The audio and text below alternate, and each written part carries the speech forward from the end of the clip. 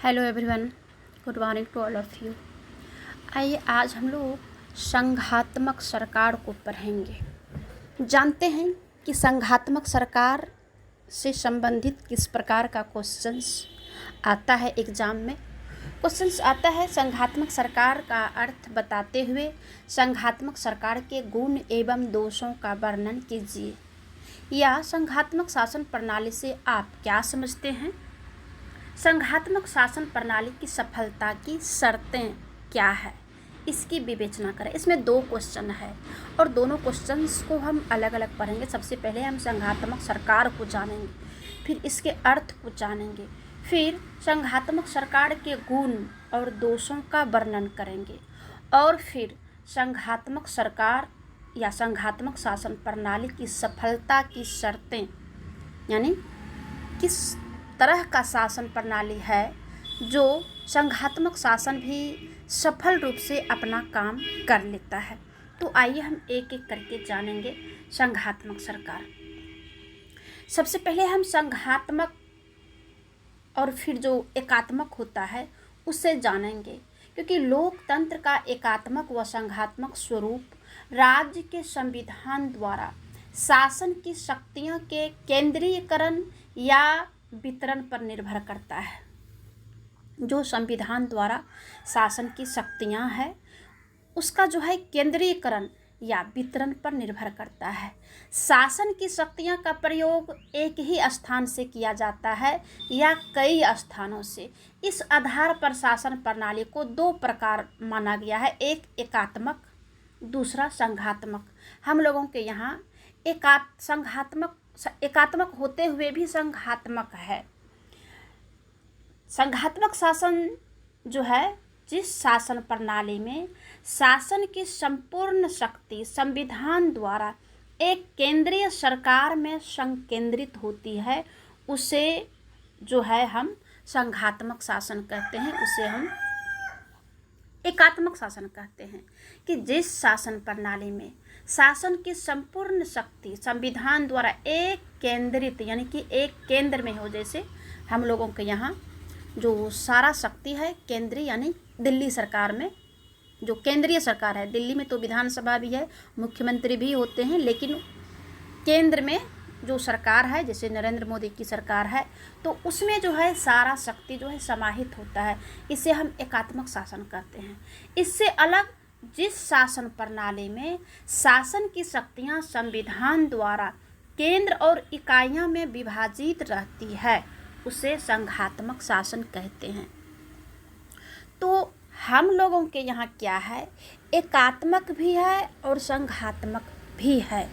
एकात्मक मीन्स होता है कि जो कि सारा शक्ति एक के पास हो। तो हम लोगों के यहाँ वैसा भी नहीं है कि सारी शक्ति एक के पास है, लेकिन अधिकार सारी शक्तियाँ पर केंद्र का है। लेकिन केंद्र जो है अपनी शक्तियाँ को कुछ राज्य को दिया है, कुछ शक्तियाँ राज्य को भी दिया है, और राज्य भी कुछ शक्तियाँ पंचायती राज जो व्यवस्था है, त्रिस्तरीय पंचायती राज, तो उसे जो है वितरण किया है, जो कि पंचायत, प्रखंड और जो ब्लॉक और जिला लेवल का जो होता है, जिला परिषद, प्रखंड में प्रखंड पदाधिकारी, ये प्रखंड लेवल का जो होता है, फिर जिला में, ये पंचायत में जो मुखिया होता है, ये त्रिस्तरीय में बांट दिया है। लेकिन ये सारी शक्तियां पर अधिकार केंद्र सरकार का है। तो हमारे यहाँ क्या है, एकात्मक भी है और संघात्मक भी है। ऐसा आगे हमें पढ़ने के लिए भी मिलेगा। तो आइए अब जानते हैं कि संघात्मक शासन का अर्थ क्या होता है। किस संघात्मक सरकार को जो है हम संघात्मक सरकार कहेंगे। तो संघात्मक शासन वह शासन है जहां राज्य की शक्तियां का विभाजन संवैधानिक स्तर पर केंद्र और उसकी घटक इकाइयों के बीच होता है। जैसे भारत में है कि केंद्र के पास है, लेकिन केंद्र ने कुछ शक्तियां राज्य को दिया है और राज्य कुछ शक्तियां पंचायत को दिया है। इसे जो है हम संघात्मक शासन प्रणाली कहते हैं। जिसमें कि कई छोटे राज्य मिलकर एक संघ के रूप में शासन चलाते हैं। जैसे हम लोगों के यहाँ यही सिस्टम है। संघवाद एक विचारधारा है।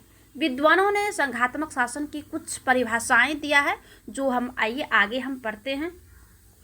और एकात्मक शासन भी हम यहाँ पे समझा देते हैं कि एकात्मक शासन जैसे कि रूस ले लीजिए, जैसे कि चीन ले लीजिए, जैसे कि उत्तरी कोरिया ले लीजिए। यहाँ पर क्या है, एकात्मक शासन है, एक व्यक्ति के हाथ में शासन है, इसे हम एकात्मक शासन कहते हैं। लेकिन हम लोगों के यहाँ क्या है कि एकात्मक होते हुए भी संघात्मक है, यानी कि अर्ध संघात्मक है। ऐसा जो है हमारे संविधान में भी लिखा हुआ है कि हमारा जो शासन प्रणाली है वो अर्ध संघात्मक है, यानी कि एकात्मक होते हुए संघात्मक है। क्योंकि जैसे कि आप लोग हम लोग पढ़ते हैं कि 3 शेड्यूल है, संघात्मक सूची और फिर राज्य सूची है और फिर समवर्ती सूची है। संघात्मक सूची जिसमें कि 100 विषय है और वो 100 विषय पर केंद्र सरकार कानून बना सकती है, और जो राज्य सूची है उस पर जो है राज्य सरकार कानून बनाती है। राज्य सरकार जो कानून बनाती है तो हर एक राज्य में जो राज्यपाल होते हैं वो राज्यपाल के साइन से ही जो है कानून जो है पूरी तरह से लागू होता है। और वो जो राज्यपाल है वो राज्यपाल हर एक स्टेट में जो राज्यपाल है, गवर्नर हैं, वो राज्यपाल केंद्र के प्रतिनिधि होते हैं। तो यहाँ पे क्या है कि कुछ प्रभाव है राज्य के ऊपर केंद्र का। और फिर समवर्ती सूची में क्या है कि दोनों कानून बनाएंगे, लेकिन अगर दोनों में अगर कुछ मनमुटाव होता है तो मान्य होगा केंद्र सरकार का। तो इसलिए हमारा जो संविधान है, हमारा जो शासन प्रणाली है वो संघात्मक होते, एकात्मक होते हुए भी संघात्मक है। अब इसकी कुछ परिभाषाएं कुछ विद्वानों ने दिया है संघात्मक शासन की, आइए हम उसे जानते हैं। जैसे कि डायसी ने कहा है कि संघात्मक शासन वह राजनीतिक योजना है जिसका उद्देश्य राष्ट्रीय एकता तथा राज्यों के अधिकारों में सामंजस्य स्थापित करना है। दूसरा, फ्रीमैन ने कहा है कि संघात्मक शासन वह है जो दूसरे राष्ट्रों के साथ संबंध में एक राज्य के समान हो, परंतु आंतरिक शासन की दृष्टि से अनेक राज्यों का योग हो। यह पूर्णतः जो है भारत में मिलता जुलता है, भारत से मिलता है। संघात्मक शासन वाले देश संयुक्त राज्य अमेरिका है, भारत है, स्विट्जरलैंड है। जिस प्रकार से भारत है उसी प्रकार से अमेरिका में भी है, उसी प्रकार से स्विट्जरलैंड में है। ये फ्रीमैन ने कहा है और डायसी ने कहा है। ठीक है, अब आइए हम जानते हैं कि संघात्मक शासन प्रणाली की कुछ विशेषताएं हैं। लक्षण हो या विशेषताएं हो, आपको एक ही बातों के बारे में जो है लिखना पड़ेगा।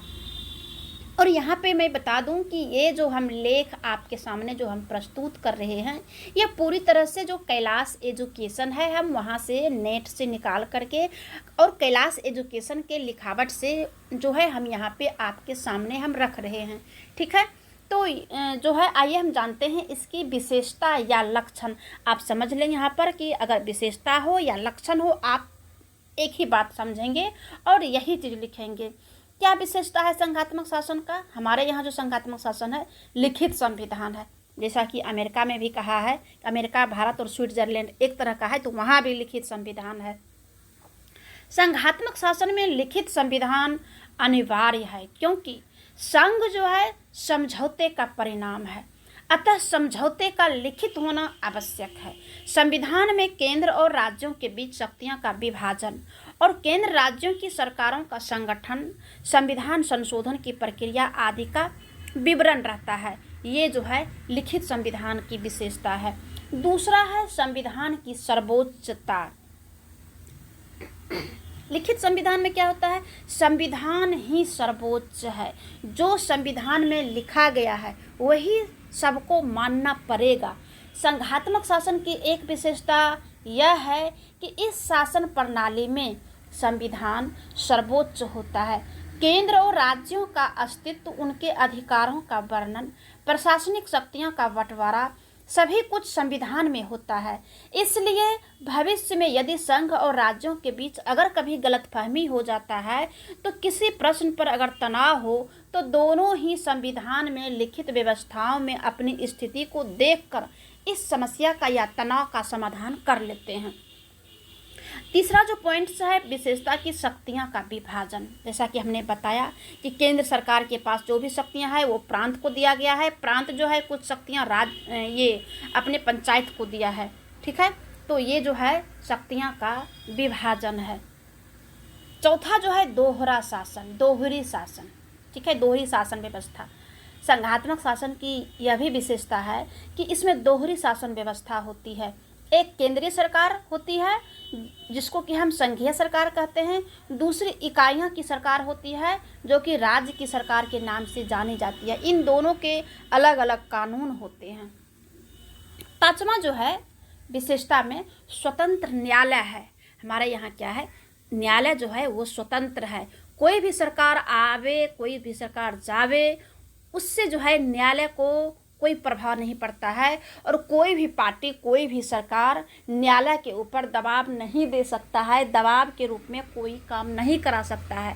भले ही व्यवहारिक रूप में जो है उतना इफेक्टेड न्यायालय हो या नहीं हो, क्योंकि हमने जो व्यवहार में देखे हैं, जब से हमारा देश आज़ाद हुआ है तब से हमने क्या देखा है कि जो सरकार सत्ता में है, केंद्र में है, ज़्यादातर जो है मतलब कहीं ना कहीं जो है उनका कुछ प्रभाव रहता है, लेकिन ये व्यवहार में है, संविधान में ऐसा नहीं है। अगर न्यायालय चाहे तो किसी की बात नहीं मान सकते हैं, लेकिन जो सरकार रहती है कुछ व्यवहारिक दबाव के कारण जो है ऐसा कर लेते हैं। तो अब जो है हम पढ़ेंगे संघात्मक शासन के गुण, यानी कि अच्छाई। क्या अच्छाई है संघात्मक शासन की? इसके कई गुण है जो हम पॉइंट्स के रूप में रखे हैं, जिसमें कि पहला है, संघात्मक शासन प्रणाली का एक गुण यह है कि इसमें स्थानीय समस्याओं का हल सरलता से किया जा सकता है, यानी कि उतना कठिन नहीं है। कोई भी अगर स्थानीय लेवल का अगर समस्या आ जाती है तो उसे सरल रूप से हम सॉल्व कर लेते हैं। दूसरा जो गुण है कि इस शासन प्रणाली में विकेंद्रीकरण के सिद्धांत पर आधारित होने के कारण अधिक लोकतांत्रिक है। विकेंद्रीकरण मीन्स यानी कि जो केंद्र के पास जो शक्ति है वो राज्यों को दिया है, और राज्य भी जो है पंचायत को दिया है। तो ये इससे क्या होता है कि लोकतांत्रिक शासन प्रणाली बना रहता है। तीसरा जो है, संघात्मक शासन में राष्ट्रीय एकता और स्थानीय स्वशासन दोनों के गुण पाए जाते हैं। ठीक है। चौथा जो है गुण में, इसका गुण है कि इसमें केंद्रीय शासन का कार्यभार हल्का हो जाता है। इसलिए हल्का हो जाता है, अगर जो एकात्मक सरकार होती है उसमें क्या होता है कि जैसे कि भारत है, भारत में जितनी भी स्टेट है वो सारी की सारी जो उसका जो काम है, जो समस्या है, वो एक ही व्यक्ति सॉल्व करेंगे। लेकिन संघात्मक शासन में क्या है कि राज्य को बटा हुआ है, राज्य सरकार अपनी राज्य की समस्या का खुद से सॉल्व करेंगे। राज्य भी कुछ शक्तियां जो है पंचायत को दे रखी है, तो पंचायत भी अपनी समस्या का समाधान कर सकते हैं। तो इससे क्या हो जाता है कि कार्यभार हल्का हो जाता है। पांचवा है कि बड़े राज्यों के लिए तो यह बहुत ही उपयुक्त प्रणाली है। छठा है, संघात्मक शासन में केंद्र सरकार के स्वेच्छाचारी होने की संभावना नहीं रहती है, यानी कि केंद्र सरकार जो है मनमानी नहीं कर सकती है। सातवां है, यह राज्यों के लिए जो है लाभदायी है। क्या है? राज्यों के लिए यह लाभदायी है। अब जो है संघात्मक शासन प्रणाली जो है इसका जो कुछ दोष है, तो इस दोष को, क्योंकि बहुत बड़ा वीडियो हो जाएगा और ज़्यादा बड़ा वीडियो हो जाने के बाद आप लोग सुनते नहीं हैं, पढ़ते नहीं हैं, सिर्फ क्या करते हैं कि स्क्रीनशॉट ले लेते हैं या फिर वीडियोस को बंद करके सिर्फ लिख लेते हैं, जिससे आपको क्या होता है कि समझ कुछ भी नहीं रहता है। आप 5-6 क्वेश्चन रट के एग्ज़ाम पास कर जाते हैं, जिसमें कि नॉलेज कुछ भी नहीं रहता है, लेकिन डिग्रियां आपके पास रहता है। तो इसलिए हम इस दोष को और सफलता जो है, आवश्यक शर्तें जो है संघात्मक शासन की, इन दोनों बातों को हम अगले वीडियो में हम पढ़ाएंगे।